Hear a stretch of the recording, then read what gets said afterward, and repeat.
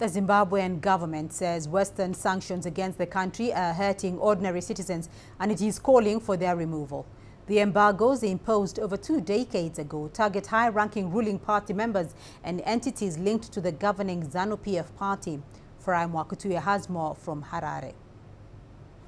Freelance journalist Sharon Mazingaizo is agonizing over funds sent by one of her international clients, which she can't withdraw locally. For almost 3 months now, I can access the money in my PayPal account. Money that I worked for is just sitting in there for 3 months. I've tried several times. Several individuals are in a similar predicament as some international payments can't be effected in Zimbabwe due to sanctions or because foreign banks are wary of transacting with the country.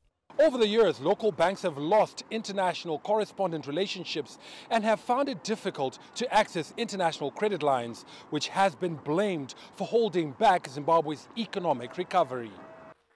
Recently, the government has been on a charm offensive, reaching out to new international partners like Belarus, whose president visited Zimbabwe in January and signed several deals. Zimbabwe has also engaged the African Development Bank to help settle long-standing international arrears owed to several multilateral creditors. The current foreign policy of the state is multi-pronged. There is engagement, there is affirmation of former friendship, and there is re-engagement. We're trying to re-engage the hostile countries who are our East-West friends. Diversity in economic partners, in economic diplomacy, in foreign policy is always healthy.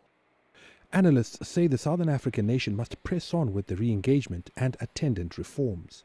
What we need is to depoliticize the sanctions issue, depoliticize the debt issue, so that it is looked at from a developmental perspective and not from a political end. Once that is agreed, there is need, of course, to stick or adhere to the deliverables that are agreed with the international community. Zimbabwe has committed to compensating former commercial white farmers, opening up democratic space and conducting free, fair and credible elections as it attempts to normalize relations with the West. Farai Mwakutuya, CGTN, Harare, Zimbabwe.